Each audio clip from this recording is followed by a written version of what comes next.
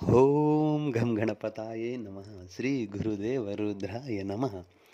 ಎಲ್ರಿಗೂ ನಮಸ್ಕಾರ ಸ್ನೇಹಿತರೆ, ನಾನು ನಿಮ್ಮ ಪ್ರಕಾಶ್. ಸ್ನೇಹಿತರೆ, ಇಂದು ನಾನು ನಿಮಗೆ ಪ್ರಚಂಡಶಾಲಿ ಸ್ತ್ರೀ ವಶೀಕರಣ ತೊಗೊಂಡು ಬಂದಿದ್ದೀನಿ ಸ್ನೇಹಿತರೆ. ಅದರ ಬಗೆ ಹೇಗೆ ತಿಳಿಸ್ಕೊಡ್ತೀನಿ. ಅದಕ್ಕೂ ಮುಂಚೆ ನನ್ನ ಚಾನಲ್ನ ಸಬ್ಸ್ಕ್ರೈಬ್ ಮಾಡಿಲ್ಲ ಅಂದರೆ ಸಬ್ಸ್ಕ್ರೈಬ್ ಮಾಡಿ, ಲೈಕ್ ಮಾಡಿ, ಶೇರ್ ಮಾಡಿ, ಹಾಗೆ ಬೆಲ್ಲೈಕನ್ ಬಟನ್ ಪ್ರೆಸ್ ಮಾಡೋದನ್ನ ಮರಿಬೇಡಿ ಸ್ನೇಹಿತರೆ. ಬನ್ನಿ ಅದರ ವಿಧಾನ ತಿಳಿಸ್ಕೊಡ್ತೀನಿ ಸ್ನೇಹಿತರೆ. ಈ ಕ್ರಿಯೆನ ನೀವು ರಾತ್ರಿ ಮಲಗುವಾಗ ಮಾಡಬೇಕಾಗುತ್ತೆ ಸ್ನೇಹಿತರೆ. ಮೊದಲಿಗೆ ಇದನ್ನು ಗುರುವಾರ ದಿನವೇ ಮಾಡಬೇಕು ಸ್ನೇಹಿತರೆ. ಇದನ್ನು 7 ಗುರುವಾರ ಮಾಡಬೇಕಾಗುತ್ತೆ. ಸೊ ಏನಿಲ್ಲ, ಒಂದು ಬಿಳಿಯ ಹಾಳೆ ತಗೊಳ್ಳಿ. ಹಾಳೆ ತಗೊಂಡು ಒಂದು ಮಂತ್ರ ಕೊಡ್ತೀನಿ. ಆ ಮಂತ್ರನ ನೀವು ಪ್ರತಿನಿತ್ಯ ಅಂದರೆ ಗುರುವಾರ ಈ ಥರ 7 ಗುರುವಾರ ಮಾಡಬೇಕಾಗುತ್ತೆ. 7 ಗುರುವಾರನೂ 108 ಸಾರಿ ಮಂತ್ರ ಹೇಳಿ ಸ್ನೇಹಿತರೆ. ಒಂದು ಗುರುವಾರ 108, ಇನ್ನೊಂದು ಗುರುವಾರ 108, ಆ ಥರ 7 ಗುರುವಾರನೂ 108 ಹೇಳ್ತಾ ಇರಿ.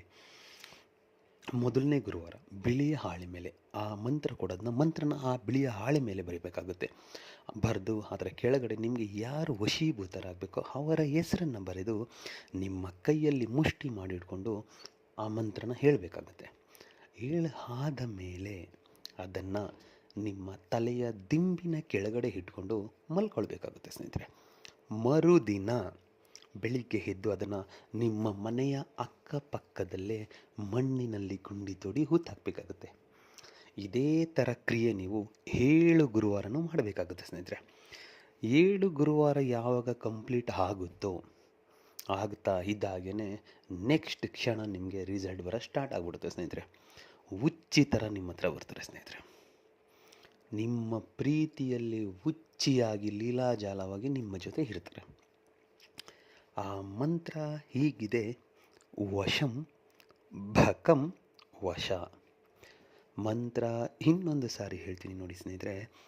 ವಶಂ ಭಕಂ ವಶ.